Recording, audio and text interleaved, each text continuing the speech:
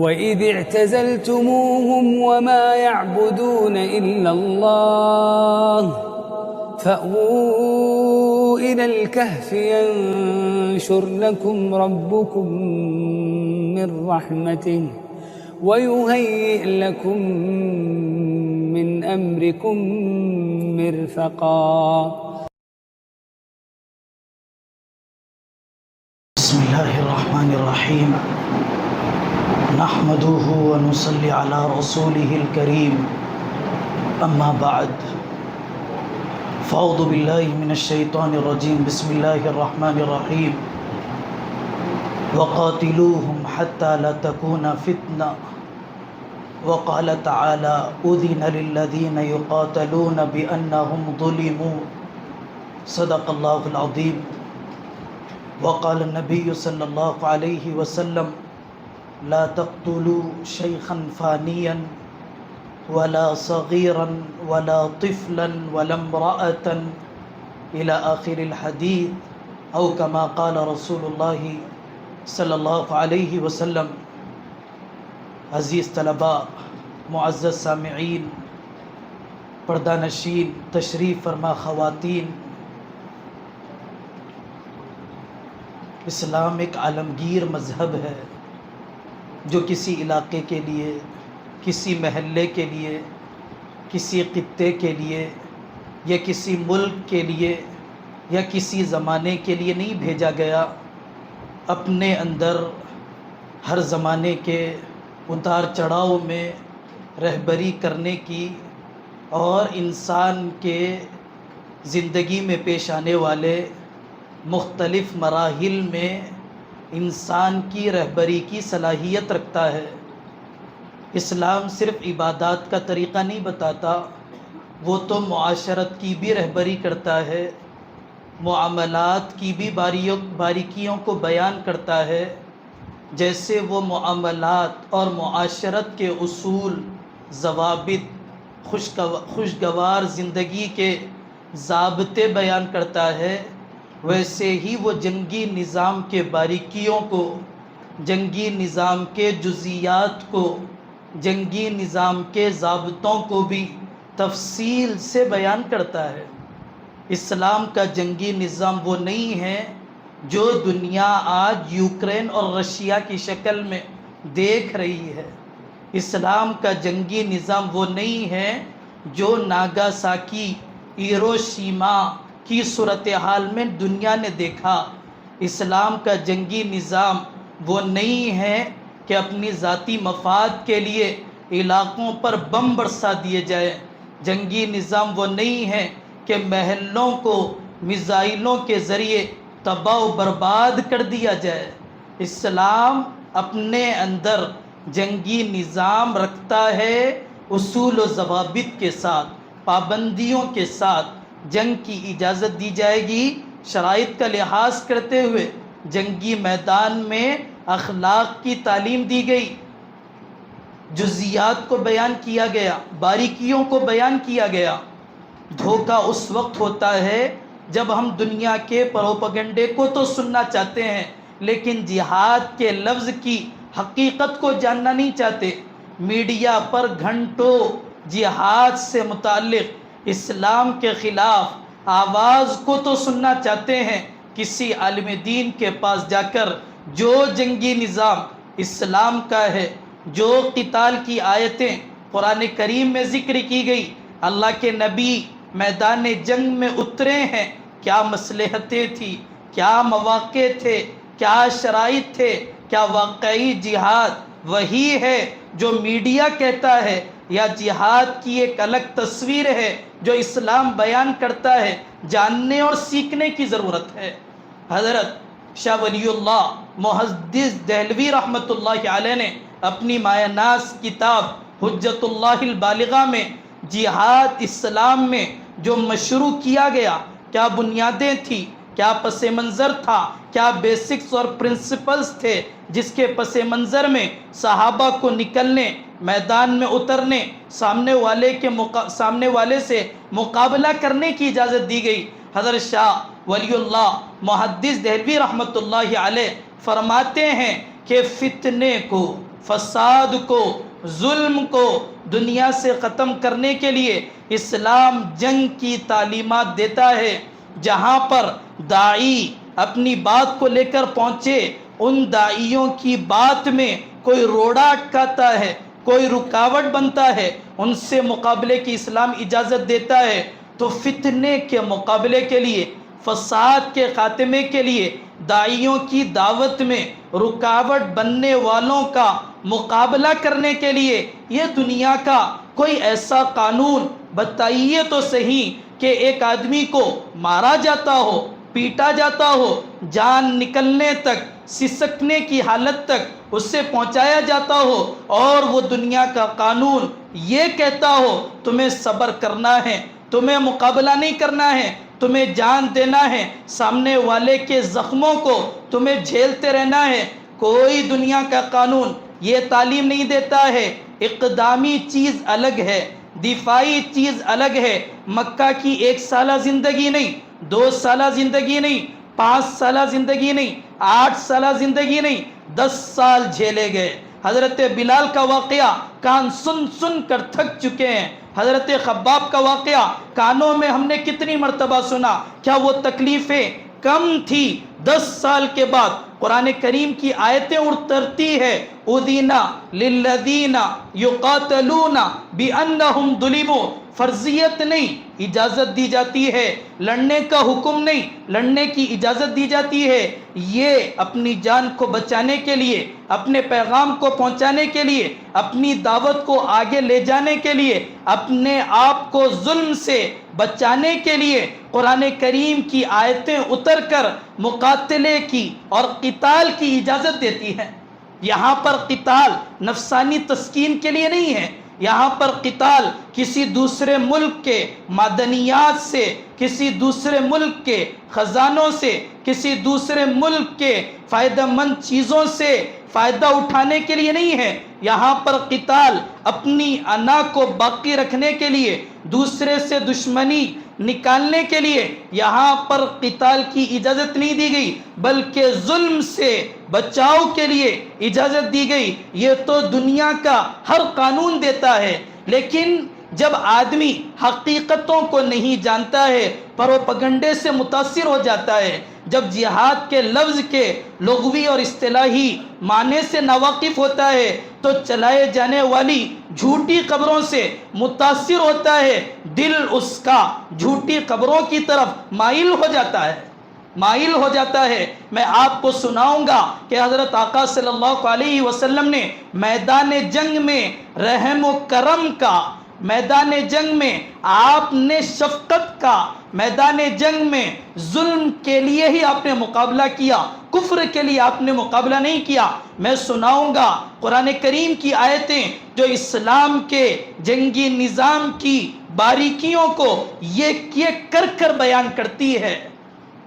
سب سے پہلا نظام، سب سے پہلی چیز اسلامی جنگوں میں اطاعت امیر ہے۔ جب تک امیر لڑنے کو کہے لڑنا ہے، جب رکنے کو کہے رکنا ہے، اگرچہ کہ دشمن سامنے ہے۔ جب لڑنے کے لیے کہے میدان جنگ میں آنا ہے، جب رکنے کے لیے کہے میدان جنگ میں لڑنے سے رک جانا ہے۔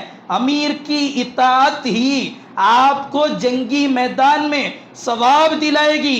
امیر کی نافرمانی میدان جنگ میں رہتے ہوئے، لڑتے ہوئے، دشمن کو زیر کرتے ہوئے آپ جہنم کا راستہ ہموار کریں گے اگر آپ امیر کی اطاعت نہیں کریں گے۔ ایک نگاہ آپ دنیا کے نظام جنگ پر ڈالیے، کون ہے امیر، وہاں پر کتنی امیر کی اطاعت کی جاتی ہے۔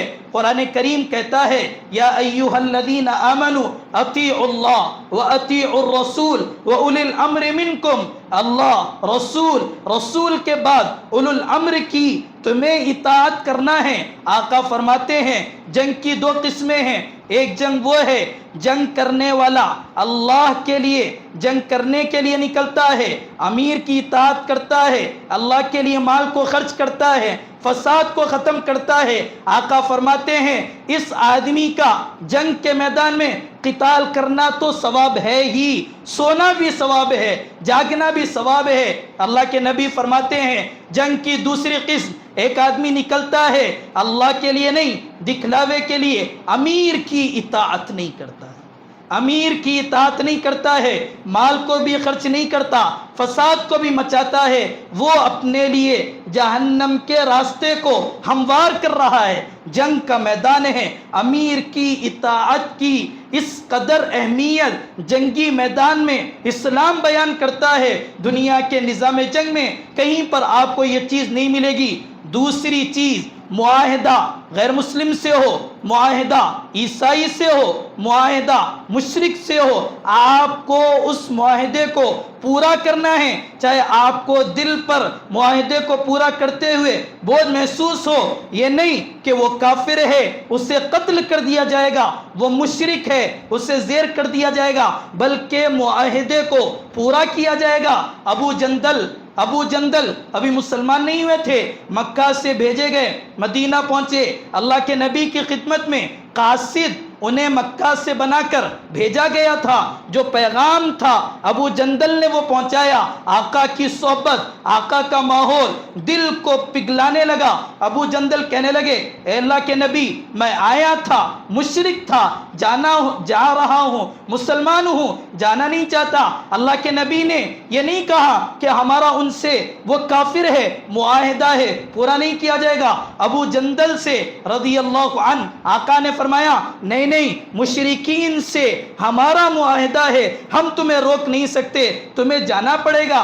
آپ جانتے ہیں ابو رافع کا میں نے جو واقعہ ذکر کیا وہ ابو رافع کا تھا، اور ایک صحابی ہے ابو جندل۔ صلح حدیبیہ کے جو دستاویزات، جو معاملات، جو امور تھے وہ لکھ لیے گئے۔ اس کے بعد ابو جندل آتے ہیں اور کہتے ہیں، زنجیریں ان کے پیر میں ہیں، زخم ان کے جسم پر ہیں، اللہ کے نبی سے کہتے ہیں، اے اللہ کے نبی، میں بچ کر مکہ سے نکل کر آیا ہوں، میرے یہاں اب جانے کی ہمت نہیں ہے، مجھے پناہ دے دیجئے۔ صحابہ سفارش کر رہے ہیں، اللہ کے نبی کہتے ہیں، نہیں ہمارا معاہدہ کفار مکہ سے ہو چکا ہے، ہم معاہدے کی خلاف ورزی کرنا نہیں چاہتے ہیں۔ آپ سنیے آقا صلی اللہ علیہ وسلم کی حدیث، آقا فرماتے ہیں، وہ آدمی جس کا معاہدہ ہو چکا ہے، یعنی ناجنگی معاہدہ، ہمارے درمیان جنگ نہیں ہوگی، یہ معاہدہ ہو چکا ہے، اس کے باوجود کوئی ان کو قتل کرتا ہے، آقا فرماتے ہیں جنت اس پر حرام ہو جائے گی۔ آقا فرماتے ہیں جنت اس پر حرام ہو جائے گی۔ میں نے ذکر کیا اسلامی نظام جنگ میں اطاعت امیر کی کتنی اہمیت ہے، معاہدے کی کتنی اہمیت ہے۔ اسیران جنگ، جن قیدیوں کو جنگ کے بعد گرفتار کر لیا گیا، آپ تاریخ اٹھا کر دیکھیے امریکہ کی جیلوں میں کیسے قیدی سڑ رہے ہیں۔ آپ اسلام کو پڑھ کر دیکھیے، اسلام قیدیوں سے متعلق کیا تعلیم دیتا ہے۔ اسلام کہتا ہے جنگ ہو جائے، قیدی تمہارے پاس آ جائے، اگر تم بدلہ لے کر، کچھ معاوضہ لے کر انہیں واپس کرنا چاہو واپس کر دو، روکنا چاہو روک لو، لیکن روکنے کے بعد آقا فرماتے ہیں یہ قیدی جو تمہارے پاس آیا ہے یہ تمہارا بھائی ہے، یہ تمہارا بھائی ہے، تمہیں ویسے سلوک کرنا ہے جیسے تم بھائی کے ساتھ کرتے ہو، تمہیں وہ پہنانا ہے جو تم پہنتے ہو، وہ کھلانا ہے جو تم کھاتے ہو۔ آقا فرماتے ہیں تمہیں ان پر زیادہ کام کا بوجھ نہیں ڈالنا ہے۔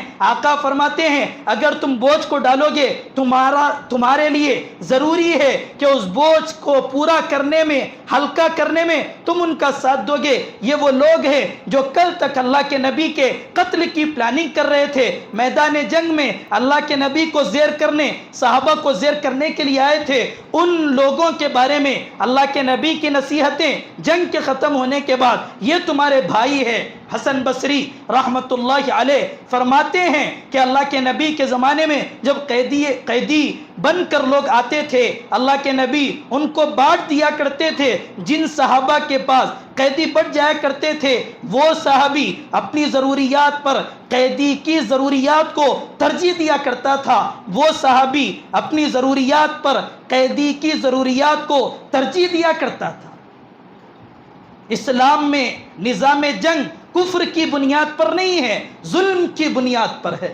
اسلامی جنگ کفر کی بنیاد پر نہیں لڑی جائے گی، ظلم کی بنیاد پر لڑی جائے گی۔ آقا کا فرمان، لا تقتلوا شیخا فانیا ولا طفلا ولا صغیرا ولا امرأة. آقا فرماتے ہیں جب تم جنگ کے لیے جاؤ دیکھو کوئی آدمی بوڑھا ہے، کوئی بچہ ہے، کوئی عورت ہے، تمہیں ہاتھ اٹھانے کی اجازت نہیں، تمہیں قتل کرنے کی اجازت نہیں، تمہیں مقابلہ کرنے کی اجازت نہیں. بتاؤ وہ بوڑھا کیا اس کے دل میں کفر نہیں ہے؟ وہ بچہ، وہ عورت کیا اس کے دل میں کفر نہیں ہے؟ اسلام قتل کرنے سے منع کرتا ہے. اگر اسلام میں جنگ کی اجازت کفر کی بنیاد پر ہوتی، بوڑھے کو بھی زندہ رکھنے اور عورت کو بھی زندہ رکھنے کا، ان سے قتال نہ کرنے کا حکم نہیں دیا جاتا، بلکہ کفر ہونے کی بنیاد پر انہیں قتل کرنے کا حکم دیا جاتا. آقا صلی اللہ علیہ وسلم اسلام میں اجازت نہیں ہے کہ کسی کا مسلح کر دیا جائے، کسی کے کان کاٹ دیے جائے. حضرت ہندہ نے حضرت حمزہ کے ساتھ جو سلوک، حضرت ہندہ کے مسلمان ہونے سے پہلے حضور کے چچا کا جو سلوک کیا تھا، کان کاٹے گئے، کلیجہ نکالا گیا، داڑھوں کے درمیان چبایا جا رہا ہے، اسلام اس کی اجازت نہیں دیتا ہے. ایک صحابی فرماتے ہیں اللہ کے نبی صلی اللہ علیہ وسلم نے گھروں کو لوٹنے، مالوں کو لوٹنے اور مسلح کرنے سے، چہرے کا حلیہ بگاڑنے سے اللہ کے نبی صلی اللہ علیہ وسلم نے منع فرمایا ہے. قربان جائیے، جو لڑنے کے لیے آئے اس سے لڑا جائے گا، جو لڑنے کے لیے نہ آئے اس سے لڑا نہیں جائے گا. لا ينهاكم الله عن الذين لم يقاتلوكم ولم يخرجوكم من دياركم. وہ لوگ جو مقابلے کے لیے نہ آئے، وہ لوگ تمہارے لیے جنگی میدان میں مقابلے کے لیے نہ اترے، ان سے قتال کرنے کی اجازت نہیں ہے. کیا ہیروشیما کے سارے لوگ جنگ کے لیے اترے تھے؟ کیا ناگاساکی کے سارے لوگ جنگ کے لیے اترے تھے؟ کیا جنگ آزادی کے گلی گلی کے مسلمان جنگ کے لیے اترے تھے؟ کیا انہیں سولیوں پر لٹکا دیا گیا؟ اسلامی نظام جنگ یہ ہے، جو مقابلے کے لیے نہ آئے اس سے قتال نہیں کیا جائے گا، اس سے قتال نہیں کیا جائے گا، تباہی نہیں مچائی جائے گی، کھیت نہیں اجاڑے جائیں گے، گھروں کو تباہ نہیں کیا جائے گا. حضرت اسامہ کا لشکر حضرت ابو بکر رضی اللہ عنہ نے جب روانہ کیا، روانہ کرتے وقت حضرت اسامہ کو حضرت ابو بکر نے 10 نصیحتیں کی، جن نصیحتوں میں حضرت ابو بکر نے یہ فرمایا اے اسامہ، جس علاقے کی طرف تم جا رہے ہو وہاں پر دھوکے سے کام نہ لینا، سرکشی سے کام نہ لینا، جسموں کو، ہاتھوں کو نہ کاٹنا. حضرت ابو بکر اسامہ سے فرماتے ہیں کہ تم وہاں پر کھیتیوں کو تباہ نہ کرنا، وہاں پر اگر کھجور کے درخت ہو ان کو نہ اکھاڑنا. یہ اسلامی تعلیمات ہے. جنگ کرنے کے لیے جائے لیکن وہاں پر تباہی نہیں مچائے گی، جنگ کرنے کے لیے جائے وہاں پر فساد نہیں مچایا جائے گا، بلکہ پیش نظر ظلم ہے، جو ظالم ہے اس سے مقابلہ کیا جائے گا. بلکہ اسلامی تعلیمات جنگ کا حصہ یہ ہے، جنگ کے میدان میں آپ کا اس سے مقابلہ ہو رہا ہے لیکن دل اس کا نرم ہوا، اسلام کو سمجھنا چاہتا ہے، اس سے پناہ دی جائے گی، اسلام اسے سمجھایا جائے گا، کلمہ وہ پڑھتا ہے، اس سے دوبارہ میدان جنگ میں چھوڑا نہیں جائے گا، اس کے گردن پر تلوار نہیں چلائی جائے گی، بلکہ اسے امن دے کر اسے حفاظت دی جائے گی، کیونکہ یہ ظلم سے توبہ کرنے والا بن چکا ہے، ظلم سے توبہ کرنے والا بن چکا ہے. جنگ قتل کرنے سے پہلے سزا نہیں دی جائے گی، قتل کرنے سے پہلے جسم کو تکلیف نہیں پہنچائی جائے گی. ایک مرتبہ 4 جاسوس صحابہ کے ہاتھ لگے، صحابہ نے ان 4 جاسوسوں کو ایک درخت سے باندھا، باندھنے کے بعد انہیں موت کے حوالے کر دیا. حضرت ابو ایوب انصاری رضی اللہ عنہ کو اس کی اطلاع ملی کہ 4 جاسوس ملے تھے، انہیں قتل کرنے سے پہلے باندھا گیا، سزا دی گئی، اس کے بعد انہیں قتل کیا گیا. حضرت ابو ایوب انصاری رضی اللہ عنہ کہتے ہیں آقا صلی اللہ علیہ وسلم نے قتل کرنے سے پہلے تکلیف دینے سے منع فرمایا ہے، قتل کرنے سے پہلے تکلیف دینے سے منع فرمایا ہے. نگاہیں ناپاک نہیں کی جائے گی، گھروں میں بلا اجازت کے داخل کوئی مجاہد اللہ کے راستے میں کسی کے گھر میں داخل نہیں ہوگا. ابو داؤد کی روایت ہے، آقا فرماتے ہیں اہل کتاب کے گھروں میں اگر داخل ہونا ہے اجازت کے ساتھ داخل ہوگے، بغیر اجازت کے داخل نہیں ہوگے، ان کی عورتوں سے نگاہوں کو نیچے رکھو گے اور وہاں پر لوٹ مار تم نہیں کرو گے. اور اگر کوئی سامنے والا فریق صلح کے لیے آئے، اسلام صلح کی اجازت دیتا ہے، جو قتال کے لیے آمدہ نہ ہو، صلح کے لیے آمدہ ہو، ان سے صلح کی جائے گی. فَإِنِ اعْتَزَلُوكُمْ فَلَمْ يُقَاتِلُوكُمْ وَأَلْقَوْا إِلَيْكُمُ السَّلَمَ فَمَا جَعَلَ اللَّهُ لَكُمْ عَلَيْهِمْ سَبِيلًا۔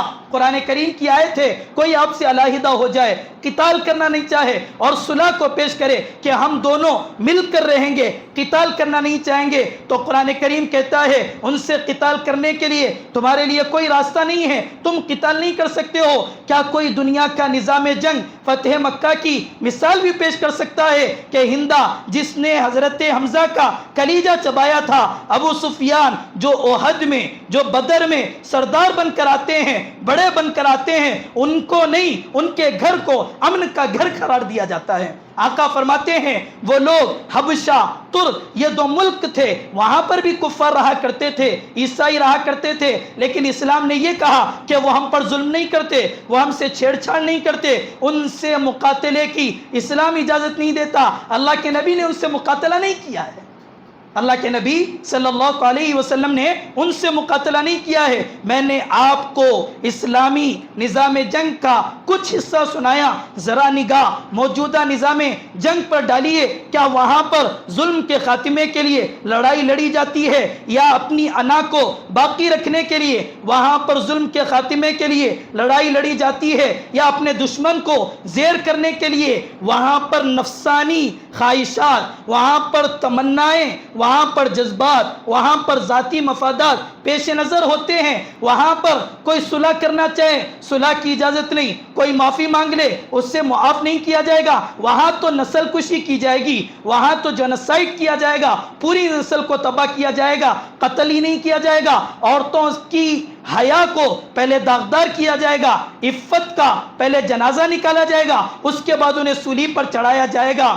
یہ وہ چیزیں ہیں جو موجودہ جنگی نظام میں پیش آتی ہیں۔ میں چند واقعات دنیا میں جو واقعات جنگ کے، قتل کے، جنوسائیڈ کے، عفت و حیا کے جنازوں کے نکالنے کے پیش آئے میں سنانا چاہتا ہوں۔ نوشیزوان نے شام کے دارالحکومت انطاکیہ پر جب اس نے حملہ کیا، حملہ کرنے کے بعد سب سے پہلے اس نے قتل کیا، قتل کرنے کے بعد عمارتوں کو وہ ڈھاتا ہے۔ اسلام کہتا ہے تمہیں کھجور کے درخت کے توڑنے کی اجازت نہیں، یہاں پر عمارتیں مسمار کی جا رہی، تسلی نہیں ہوئی، تسکین اسے نہیں ہوئی، پورے شہر انطاکیہ کو وہ آگ کے حوالے کرتا ہے۔ 1099 میں جب عیسائیوں نے بیت المقدس پر قبضہ کیا، قبضہ کرنے کے بعد انہوں نے مسلمانوں کے خون کی ندیاں بہائی، ہاتھوں اور پیروں کے انبار گلیوں میں نظر آتے تھے، سسکتی موت تک انہیں پہنچایا گیا۔ اسی پر بس نہیں، بہت دور کا واقعہ نہیں،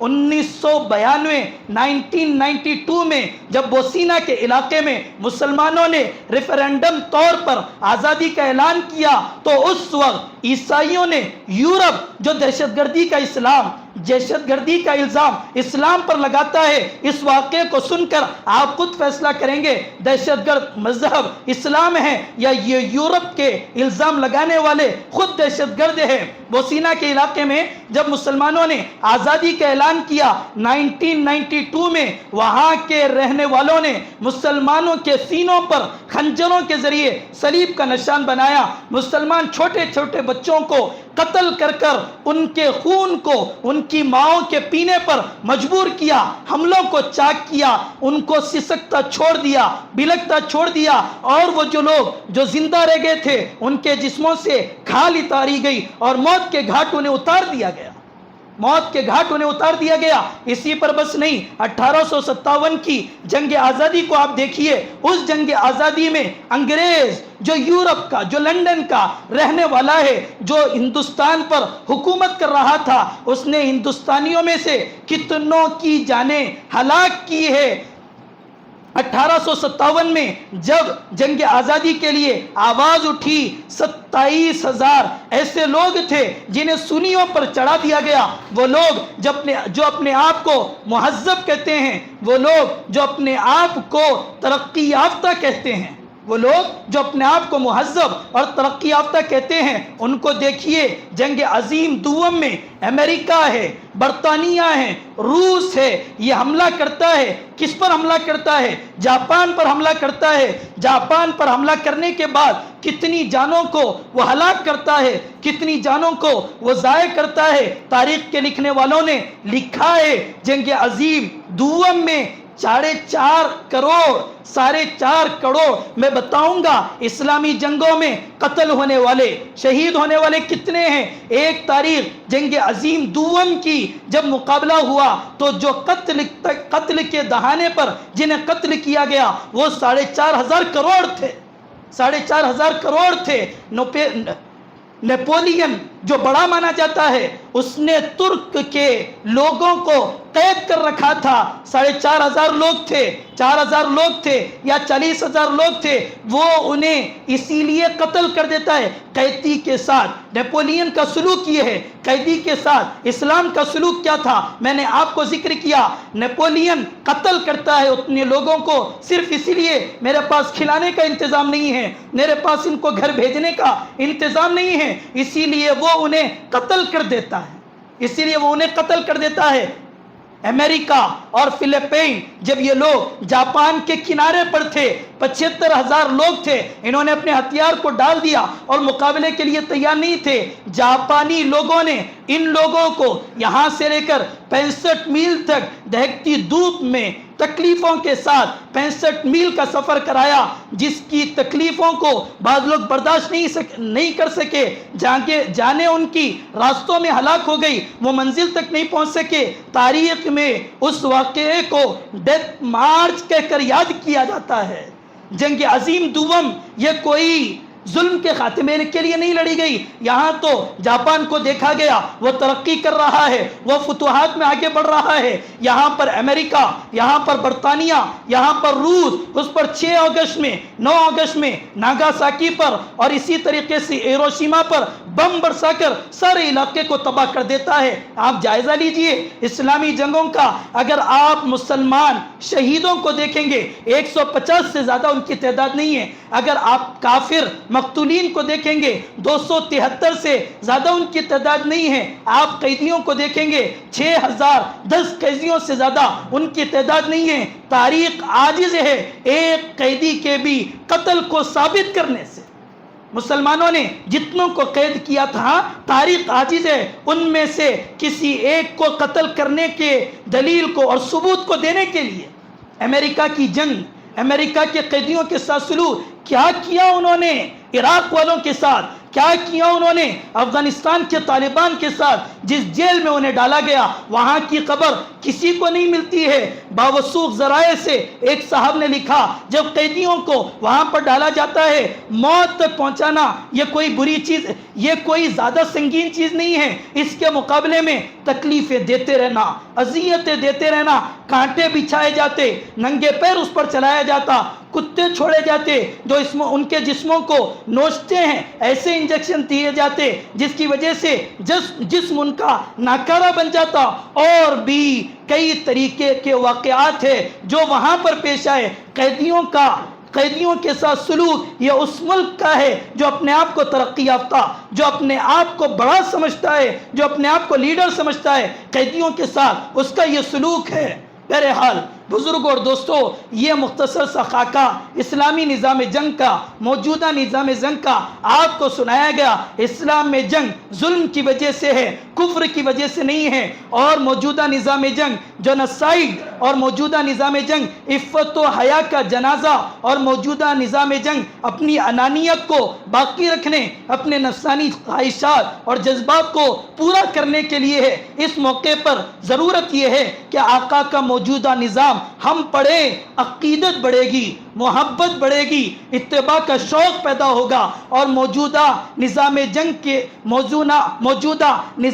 کو پڑھیں، اور اسلام فوبیا کے نام پر جو اسلام کے خلاف تصورات، خیالات پھیلائے جاتے ہیں ان سے ہمیں واقف ہونا چاہیے، اور اسلامی نظام جہاد کو بھی پڑھنا چاہیے تاکہ ہم پروپیگنڈے سے متاثر نہ ہو۔ اللہ ہم سب کو صحیح علم و فہم نصیب فرمائے۔ وآخر دعوانا ان الحمد للہ رب العالمین۔